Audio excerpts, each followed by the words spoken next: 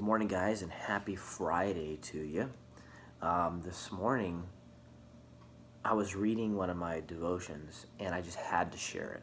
I have to share what it is, and I have to share about what our society has become, and it's kind of been a slow evolution, and it brought it so clear to me. So I grew up in the days of the internet where you had to have a modem. And a modem, we still have modems, of course, but this particular modem used a phone line and made all kinds of weird noises and really high pitch, low pitch, and you had to dial a phone number to get on the internet. And based on how well your connection to that phone number is, or how close you were to that substation or that node or terminal where you're connecting to over the phone, is how fast you would get on the internet. And typically, when I started using the internet, it was 14.4K. Now, some of you new generation people are like, 14.4K, I don't even know how many gigabytes is that. Well, I can tell you that that's a fraction, a very, very small fraction of a gigabyte. And so what does that mean? That means that when I was growing up, internet was extremely slow. And so today, it's funny that now if kids are not able to, this particular generation, they're not able to have something that fast or within a few seconds, or if something won't load, then all of a sudden they become impatient, they become angry, they become frustrated, they become irritated. And I won't lie to you guys, I do that since I work in the IT field. I do the same thing. I'm like, why isn't this thing moving fast? And our expectation has risen greatly. Whereas before, if I was on dial-up and I was waiting for something to load, no big deal, right? You just go do something else. Or if you're on your download, you actually have a conversation with people where you're able to, like I said, do something else in the meantime, or maybe you just connect later. Or if someone, heaven forbid, picks up the phone and breaks your connection to the internet, you have to start over. That just doesn't happen these days, right? And so it was funny because it compared that to the same thing as our relationship with God.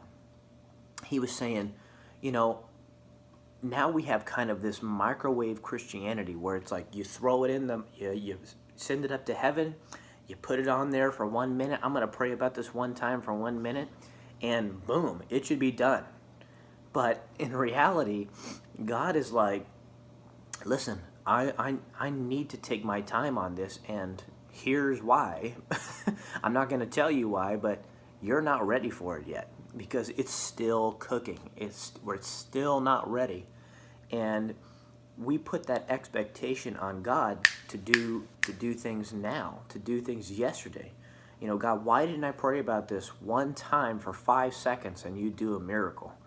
Yes, does that happen sometime? Absolutely. God is not limited by our timetable.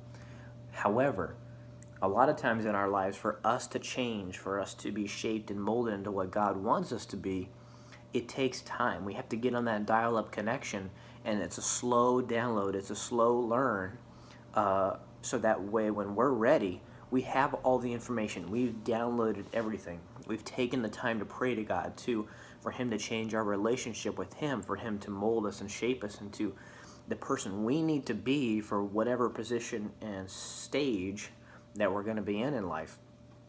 And so my own children, they want things done yesterday, and they think that God just got His hand out like this and says, what do you need? I'll just give it to you.